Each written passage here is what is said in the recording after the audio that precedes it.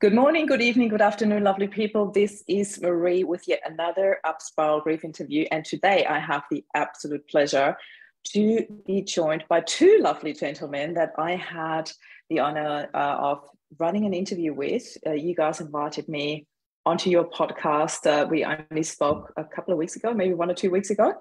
And I was really touched by your story, how this podcast came about, because after our interview, we hung back for a little bit and I asked you, how did you guys actually start this? And I'm like, you need to come and share your story. I'd love for you to do that in a minute, but also to talk a little bit about your podcast. But let's maybe start with your stories first, because both of you have got quite a different story, but two stories that really united you to do what you're doing now. So I'm just going to go in alphabetical order. Mark, do you want to start and maybe introduce yourself to the audience? Welcome, and thank you so much for being here. Sure. Thanks, Marie. Thanks for the invite. So my name is Mark Cecil. I, as Marie mentioned, started the Remembering Dad podcast, which we'll touch more on about shortly. I suppose my journey with grief, I lost my dad in 2021 after a battle with dementia, and he battled with dementia for, it's hard to say because it is such a progression, but I guess over a period of 3 to 5 years. And the podcast was really about honoring him and sharing stories of grief. And part of, I guess, dealing with grief, and stereotypically guys don't do it as well as females. So part of that was starting the podcast, but also talking and leaning on my mate Ryan, who I know has been through his own journey as well, losing two of his best friends, which is probably a good time to throw over to Ryan to tell his story. Yeah, sure. And also the relationship between me and Mark, we've known each other for 5 or 6 years now. I, at the time, a small business, and I put the call out on Facebook to friends to help me find a delivery driver, and Mark was just in between moving, I think, and in between jobs as a financial planner, and was keen to just get out and lift some heavy stuff. So we hit it off pretty quickly. But my journey with grief, I lost. I grew up with two best friends, basically, and I've lost them both, unfortunately. I lost one at the age of 21, completely out of the blue, had a heart issue. And the second guy I lost 10 years later at the age of 31. He'd battled cancer since the age of 15. So I lost one guy overnight and one guy over the course of about 15 years. So it was pretty interesting. And no easier either way. But that's my story. Well, first of all, thank you so much for taking the time to be here for both of you. And also and this is a really big one, like Mark just said, for being so open to talk about it. Because yes, there is this stereotypical, men don't talk about emotions that well. And it is beautiful for me to have you guys here, because our last retreat that we ran in September was actually the first retreat where we had men there as well. And it was really beautiful. I felt it changed the dynamic a little bit, but in such a positive way. It was such an opening up, I felt. And the most beautiful part was there was such a learning from the male perspective. How did you cope with that? And we often talk about this divine feminine, divine masculine. And when my husband passed, I fully stepped into the divine masculine. I became the provider, the protector, and to look at both stories, and to have one of my closest friends come back to me one day and said, when I became a single parent, all of a sudden I had to step into this nurturing role, into this more the female touch as well. And it was really interesting having this conversation. So I'm really looking forward to this conversation with you guys, because Ryan, what is your business? Put a shout out there. I'd love to know what it is that you look for a delivery driver for. Oh God, I've moved on from that life. Yeah, no, I sold that. Okay. It was a party and event hire company that I had. I bought it in 2010 and offloaded at the end of 2018. And I'm so much happier. I'm a digital marketer. Just in perfect timing, hey? Yeah, absolutely. What is it that you do today? So I do digital marketing. So when I had that business, I had to kind of work out pretty quickly how to get clients. And I found out that advertising on Google was our sort of bread and butter, and how to get clients. So I got really good at it over the course of 8 years. And then at some point along the way, friends started trying to give me money to do it for them. And I was like, okay, this is interesting. Maybe could be my exit out of this horrible business. Yeah. So now I work from Oh, home and work whenever I want. So I'm pretty I love grateful. it. Like, yeah, I hated Yeah. those 8 years, but in the end, Mm. but they've created a pretty good life for me at this point. So I'm pretty You grateful. mean you learned a lot from that time, yeah? Hmm. Oh yeah, Hmm. it Yeah, changed me a right. lot. It's horrible. Yeah. And what about you, Mark? What do you do? What's your business? What's Fi- your job? You're yeah, I'm in a financial financial planning planner. still? Yeah. Yeah, I've been in financial planning for a long time. It'd be 17, 18 years now, which Yeah. I still enjoy helping people with, Hmm. financially. I think Ryan and Hmm. I, started the podcast with no specific outcome in mind, with no destination in mind.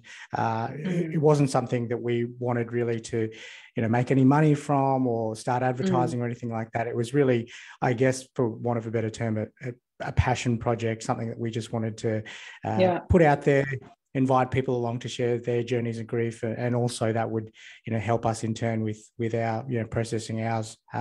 So that's been really Yeah. enjoyable. And on the back of that, I guess we started a business as well on the side called My Legacy Message, which is a supporter of the podcast, and it was really born out of myself with the journey with Dad and his dementia, not having Hmm. stories and video messages or any recordings of him really telling us about Yeah. his life, and messages with pieces of advice and things that he'd been Mm. through in his life. So we started that just to give people an opportunity to What's the really, name I of it guess, again? it's called My Legacy Message. Hmm. Yeah, so it Tell us a little bit to about I what guess you offer in there, because, like, while we're already on that topic, I'd really like to hear about that as well. And I actually wanted to go back to how you actually started the podcast, but you already kind of started answering that. But let's just stay with the business for a second, because I'd love to know what it is that you offer in there. Yeah, so what it does, it really just gives people an opportunity to record all of those things that we wish we would have said. So when I think about my situation, I really do wish I had messages from Dad that I could show, because I have a 2.5-year-old and a 9-month-old baby now, and they're Yeah, unfortunately not going to know congratulations. their. Yeah, thank you. They're unfortunately not going Mm. to know their granddad. So when they're, Mm. of an age where they're starting to ask questions, what he was like, for me, it would be really nice, rather than for me tell, his stories and his jokes and, what type of, try to Yeah. reflect what type of person he was, to really just press a button and say, well, let's Mm. hear it straight from him. This is the type of person Yeah. he was. So really what the business is, My Legacy Message, is now about giving people an opportunity to record those things, Mm-hmm. and it's delivered to their loved ones when they do pass. So Mm. we've got some systems and processes in place as a check and balance, but it Mm-hmm. is that video messaging delivery service in effect is what it is.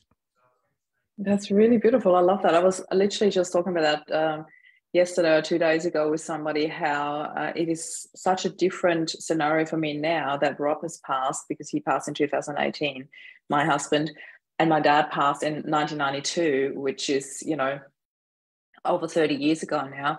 And I know that it was really tough for me for a long time, that there was we had a garden party. I remember that. It was a couple of weeks before my dad passed. And he held a speech because, his cancer had come back. He was cancer free for an entire year. His cancer had come back, and he literally passed within a month of hearing that his cancer was back. So when he came, it was very, very aggressive, and it took him within a month. And in that month, we had a garden party with friends and family. And I remember my dad holding a speech and thanking everybody for supporting us, his family, so much, and himself through the cancer story. And I remember leaning on a tree watching him, thinking, that sounds like a farewell speech. Why is he doing that? He's doing a thank you speech, but to me, it sounds like a farewell speech. I'll never forget that moment, thinking that, because it was his farewell speech. He passed like 2-3 weeks after that, and so often I remember somebody standing there filming it, and I cannot for the life of me remember who it was. Oh, So to cut a long story short, why I'm sharing this is I don't have any video messages from my dad. I've got none of that, and I know it was a different time back then as well. Nowadays, everybody's got smartphones, everybody's filming and recording and taking pictures all the time. sometimes too much if you ask my teenagers, Mm. but anyway.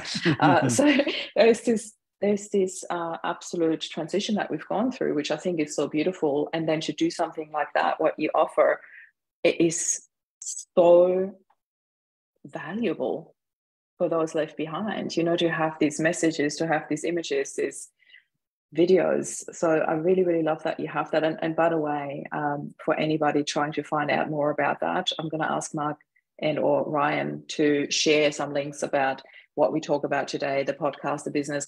We're going to share that in an interview, in the messages, in the comments below, so you can, find out a little bit more about that, or get in touch with either one of you. Coming back to the podcast, Ryan, maybe you want to take the reins here a little bit. How did you guys come up with the idea of, hey, let's talk about this, on a public platform? So As guys, in particular, coming back to that stereotype. I'll probably Mark really is the brainchild behind it all. So I'm going to cast it back to him. To be honest, like this, okay. he's the genius. To give you a chance to talk. No, thank you. No, you should. Let's minimize my horrible voice. I would say, Mark is definitely the brainchild behind it all. I can't take credit for most back of to it, Mark, honestly. then, I've sort of jumped on board because Mark has sort of thrown this, the suggestion that we've talked about it a while, and then out of the blue, Mark he'd recorded, he'd done all this stuff, and then he came to me. He's like, "What do you think I've done?" I was like, "Geez, man, we were just like talking about this recently." Mark just gets out and gets stuff done. But we talked about sort of like, man, I'd be keen to jump in as well, like on occasions, and make it a bit more conversational. We could a little bit more interactive with a couple of people, and he sort of took me up on that offer, and I've sort of just been brought into the fold a little bit. But Mark, you answer this question. You're the genius. Well, really, I suppose. Thanks, Ryan. It was something that I know in the past with other ideas and ventures and things. I've always used Ryan as a grounding person, as someone that will pick holes apart and give me constructive feedback. And he's been an awesome resource in that sense, and a good friend. So absolutely honest to a T with any sort of thing. So when it came to the podcast, it was an idea that I wanted to, for myself, selfishly, as much as anything else, just say, look, this is something that I think will help me through the grieving process, but also give an opportunity for other people to, guys and females and males to equally come on and share their stories, share stories of their loved ones, and also create awareness around an issue or disease or something that we may not know about. Someone dealing with dementia, or someone losing someone so suddenly, or suicide. We've had a guest on there talking about suicide. So things that just is really good to get some awareness out there, and also I guess put people in a position to know that they're not alone with their journey with grief. And whilst there might be differences, people are going through similar things, and hopefully that could help them through their journey. So Ryan was really just that sounding board for me to say, and I knew that he'd obviously gone through losses as well. So it was in early stage, it was just, hey, Ryan, can you come on and be a guest and talk about your best friends? And then it really just evolved into, well, why don't you come on and help me? And then it really just evolved from there. Two guys talking about their journeys and creating this platform to give other people, that opportunity to share stories of their loved ones. And it really is something that we have taken with both hands and made a commitment, because we didn't want to start the podcast and then just let it peter out into a fortnightly, then a 3-monthly, and then a 6-monthly, and then just die off, to use a terrible term when we're talking about grief. But we made the commitment to say, well, let's release this weekly. We're going to find guests and really make a commitment to make this thing work. And that probably flows into the business as well. This is something that we're committed to and are really going to push out there and as I said, give people that opportunity to share their stories, but also create that lasting legacy with video messages. Mark is very disciplined. So like once he starts something and commits to it, it's on. I love that. Absolutely love that. And I think there's definitely something so potent about having some, like that partner in crime, somebody who you are accountable to, or who holds you accountable. There's usually always like, you know, one of the driving forces, the doer, and then one of the creative forces. And then when you combine the two, I really like seeing things like that being put into action. And I love that Ryan started off as a guest and then became the co-host. You're doing a great job of that, by the way, because I was on the other end. I was a guest on your show, Yeah. and it is just really beautiful that you have created this platform. Because for me, like from an outside perspective and being a guest on your show, it is such a beautiful twofold message that you put out there. The one, and the most important one certainly, is you're not alone in this. You know, no matter what your story, no matter what your background, no matter what the circumstances were, you're not alone in this. And that to me is already super worthwhile doing a podcast. And it's really, yeah, very beautiful that you put that out there. And the other thing for me is two guys talking about feelings. You know, I think in particular in Australia, coming back to stereotypes, I remember when I first moved here, I actually first got here in 97 and then moved here in 2004. But I remember during those many visits in between, I had like 12 visits going back and forth in those 7 years, thinking, wow, Australian guys are really far behind when it comes to, you know, showing emotions, living with emotions. I remember looking at couples that have been together. Sorry, I shouldn't put it on a quotation mark, scrap that. Not really couples. That were like, you know, not even holding hands. Don't you dare let anybody see that I've got emotions. I'm a bloke, you know. And I was like, whoa, this is for me, honestly, I felt like literally just female perspective here. It felt like cave time when I came here at first. And I'm definitely exaggerating here now a little bit, but it was very close to that. And I have to say, in those last 20 years or close to 20 years that I've lived here now, I really have seen such a shift in terms of males stepping into their, I don't even just want to call it female side, because it's not just female talking, you know, male stepping into their power in terms of it is okay to show emotions and who I am, and not just to be the, you know, I'm just strength and power and nothing else. And I think there's something extremely powerful in that, actually, to show vulnerability. And you guys have certainly created such a beautiful platform for that, to share vulnerability, to share about emotions. And I think, yeah, just a shout out to everybody hearing this right now. If you've got a story to tell that fits with that beautiful topic, you know, remembering dad, then please reach out to these guys. It's just very beautiful to be able to share that. Coming back to your podcast, do you want to share some highlights in, you know, in terms of building and growing this baby, I should say, you know, like you said you started off with Ryan being your guest and then becoming a co-host. What were your highlights on your personal journey in terms of, you know, dealing with your own grief, but also in terms of providing that platform? I can start real quick. I would say like probably the most surprising thing that I've had, and Mark, we've talked about this before, have had coming out of it, is that I think at the start I didn't know how I would feel in a weekly or whatever, talking to people who are just like, we're talking about death every week, you know. So I didn't know how that would play on me mentally. Yeah. And it's been like, that's a big point. Yeah, but it's actually been the best thing, really, like, which sounds bad in itself, but you know, when you get guests on and they share their experiences and all of this stuff, after we finish the call, me and Mark have our recap, whatever, and we just like, man, it's going to be hard to have a bad day today. Like after hearing that story, you know, like it really puts you in check, gives you a greater appreciation for everything. And then, man, that lasts me to the next interview. And then I get another crazy story about somebody who's gone through all this stuff and pulled it together and beaten it. And yeah, that I have a really hard time complaining about, you know, need new tires on the car or all these different things. Yeah. And, if anything, it's given me the greatest appreciation, which I feel like I already had because I'd been through all this stuff before. But it's just like a weekly solid reminder about, having a bad day, huh? No, don't worry about it. So yeah, that's probably the biggest thing for me. It's actually a very positive outcome on this. Yeah, I like that. Thank you.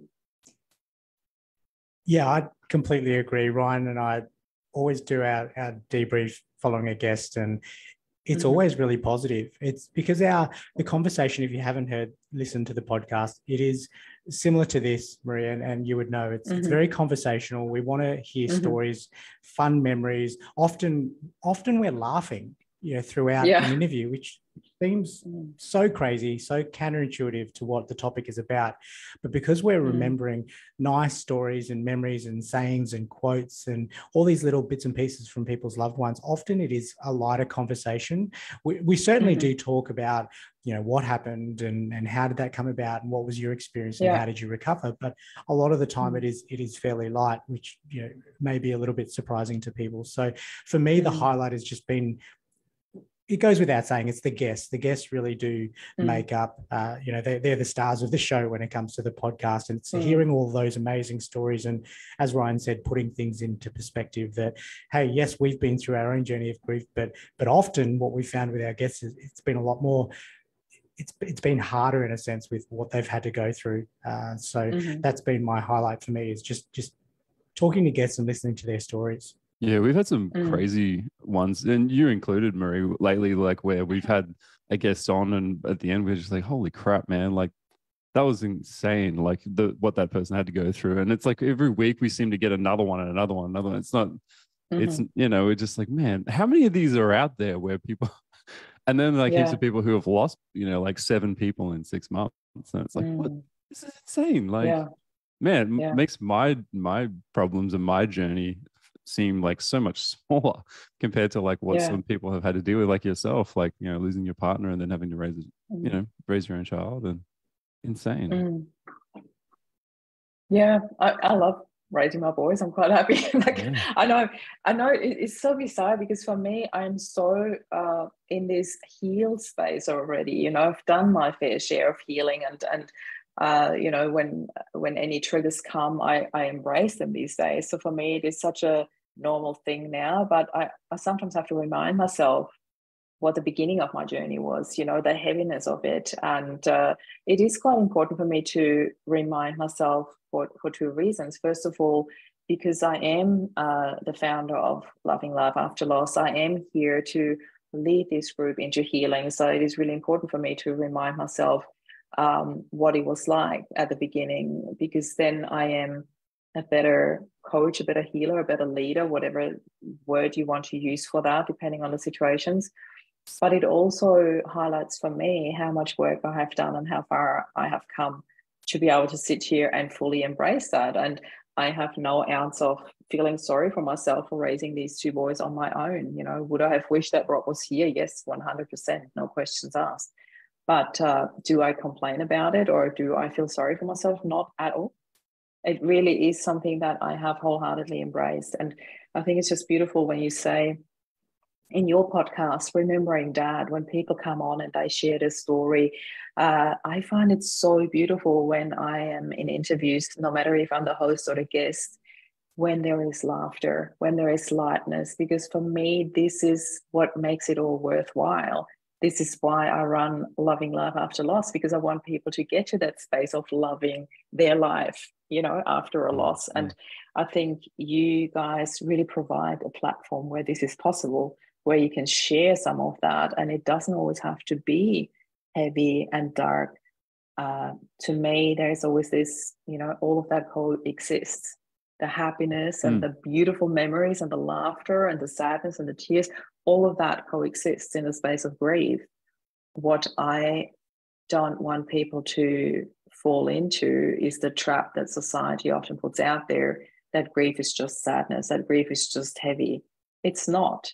There is laughter, there is love, there's so much love, there are beautiful memories, there is so much more than just the falling apart. And I don't know if you guys, are you able to share some of your highlights in terms of, can you think of any lightness, laughter that really stood out for you, where you're like, wow, that was unexpected? Do you mind sharing some of that? I was just going to say, Marie, that I think that I think when you have the realization that your partner wouldn't want you to be going around moping and being sad and actually would like you to make light of the situation, I think that then from there you do a lot better. And that happened to me too. When my first friend passed away, and I was at uni and I went through a counselor, and they were like, they basically said, I felt guilty every time I would smile or laugh or something for quite a while after he passed away. And the counselor basically just said, like if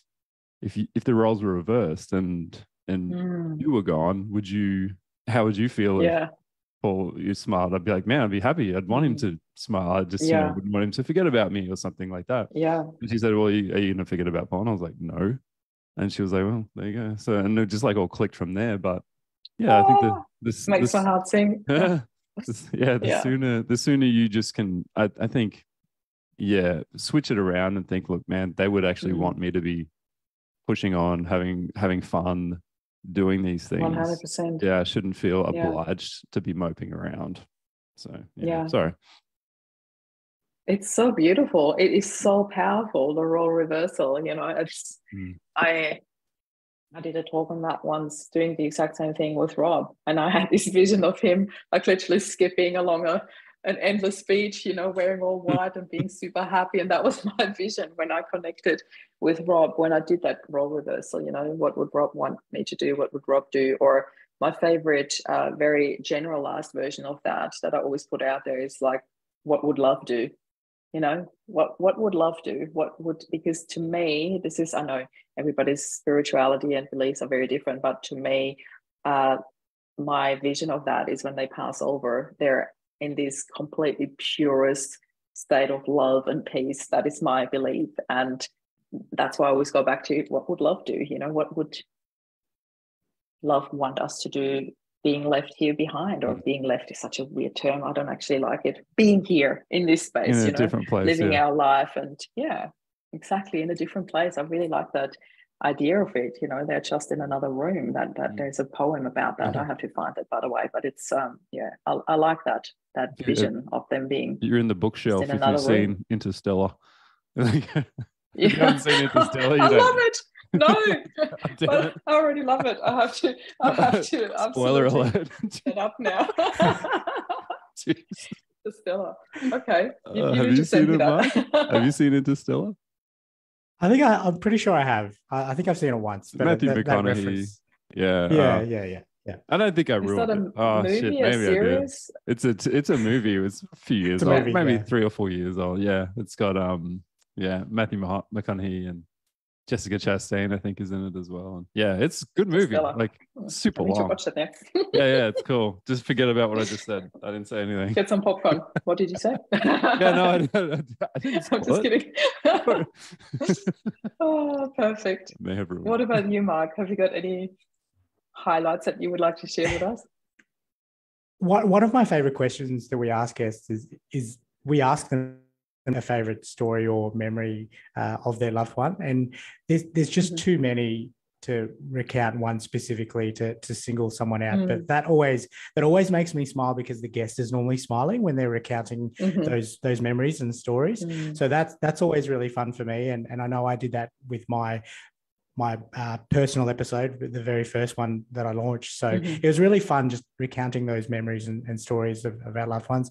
I think one of the other favorite parts for me is we ask a guest, we ask our guests if they feel comfortable with it to share a picture of their loved ones. And often Ryan and I start to build a picture in our mind what they might look like, and then we get the email with the picture, and we think, oh, that's perfect, or that's and the one that sticks out to my mind is Muda, who is based in Brisbane, and he lost his dad during COVID, and it wasn't defined in terms of what took him or what ended his life, but it was basically, he was telling this story, he was sharing this story, how he took him to the Great Dividing Range, and it was something that his dad had always talked about, and he just had this look of amazement on his face when he was looking out over the range and he was pointing at it. He said it was like all of his Christmases had come at once. He had this look on his face, and he said, I just had goosebumps when you said that. It's nice. He said to us, I'll send that photo. I've got the photo, and I'll send that through to you. And it's on our Instagram page on his for his particular episode, but I just love the pure joy on his dad's face, and it was exactly how Morta had described it in the episode. So that really sticks out of my mind to me. Yeah. I love that. That must be so beautiful when you hear the story and then you get the photos to connect it afterwards. It gives you that space of, creating your own imagination and then seeing how it matches. I really love that. So how long have you been going with Remembering Dad now? So when we was the first episode released? The first episode was released. I released it in October last year. That was a year on from Dad passing away, and then we've been releasing episodes weekly since. So what episode are you up to now? 21. 21 will be it's a lot quicker. 21 will be next tomorrow morning. 21. Oh wow, 21 cool. People. My God. Yeah. Can't wait to see what number I'll get. I'm really, really excited about this conversation because I feel there is so much hope. There's so much transformation in what you offer, and it really is providing such an incredible platform to share emotions and to share memories. Really, exactly what the title of your podcast already gives away. The Remembering Dad.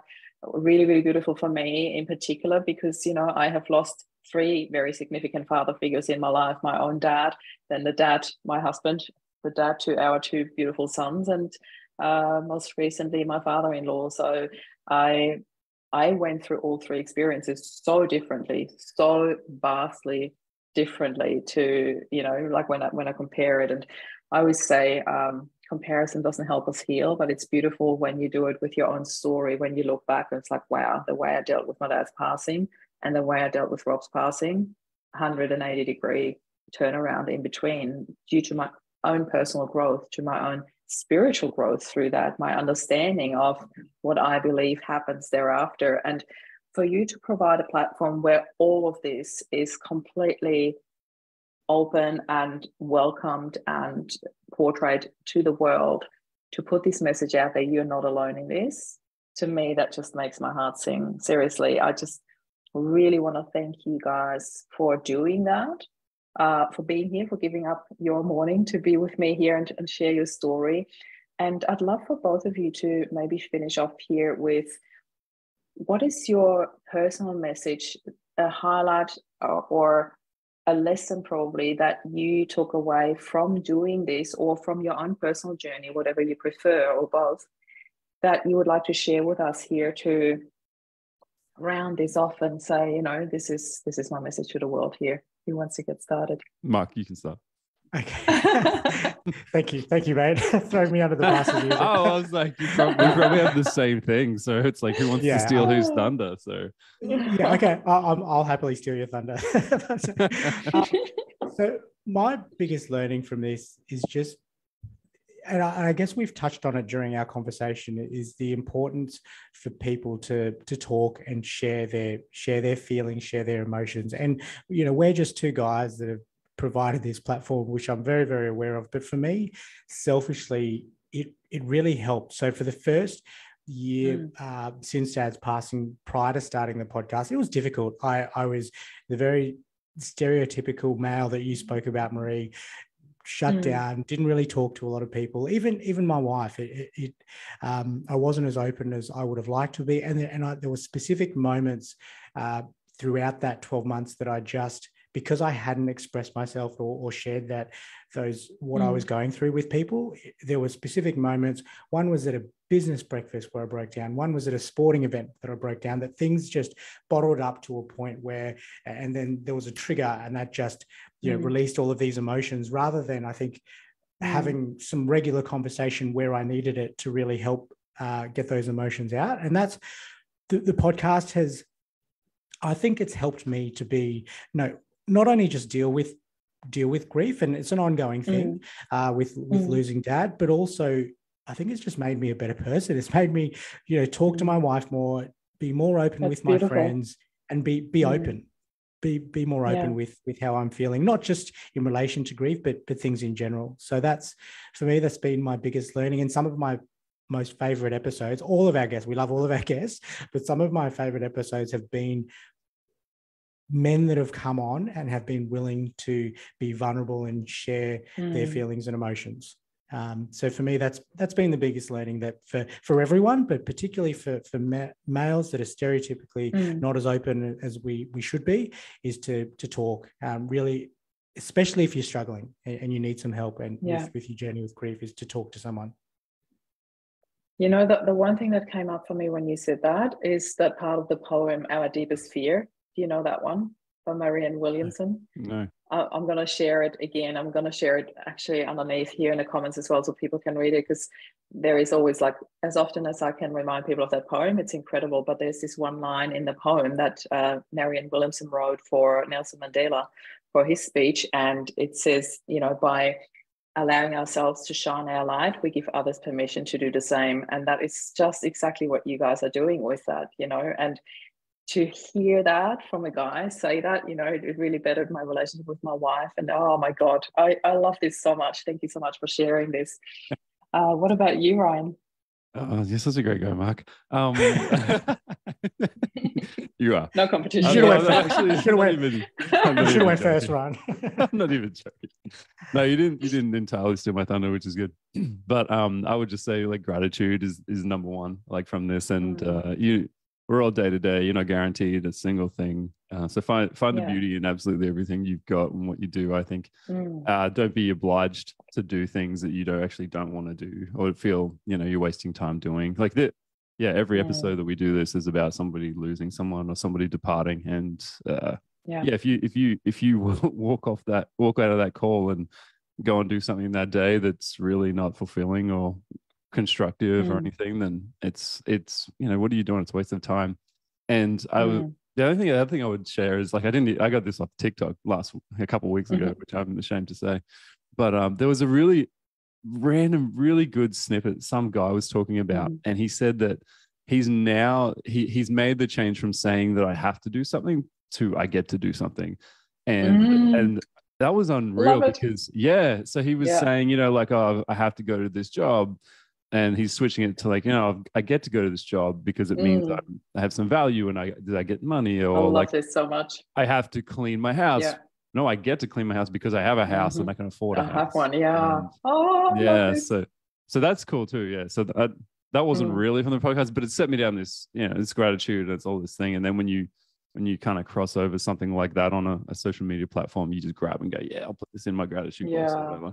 I've been doing that lately, and that's been pretty cool. Yeah, like I had a bit of I went away for work on the weekend, and it pissed down rain, and it was crap. And I was like, you know, I've got to do that. I've got to pack all this gear up in the rain. I was like, no, I get to, because I'm able-bodied, I'm healthy, which means I can do it, and I get to make money, and I'm doing it because it's a friend, and I have a friend. Like, it's like, this really sucks, but, like, all the factors around it are positive. So, like, they have to flip how I'm thinking about it. So anyway. Absolutely love it. It's actually, I call it my absolute favorite one-letter reframe.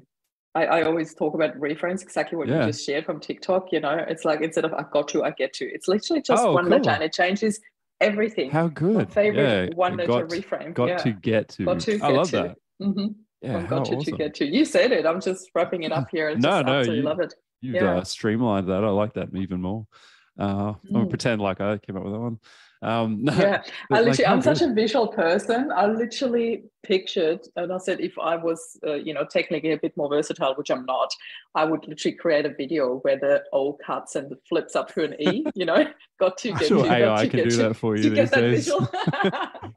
Oh yeah, actually, punch it in. Yeah, that's awesome. Yeah, no, I love that. Well, guys, I just really want to say, like, huge thank you from the bottom of my heart for being here, for bringing a little bit of lightness in, and really for bringing that permission in from a male perspective to be allowed to share, to be vulnerable. And for anybody watching this, I'm putting an open invitation out there for Mark and Ryan to come into our group, Loving Life After Loss, so you can share all your links as well. I'd love for you to share the link to your Instagram, to your website, to your business, to your podcast, so people can subscribe, or maybe even reach out to you if they feel they have a story to tell about, you know, their dads. And I just want to say thank you so much for being here. And this is Mark, Ryan, and Marie signing off. Bye for now. Thank you, Thanks, everyone. Marie. Thanks, Marie. Thank you.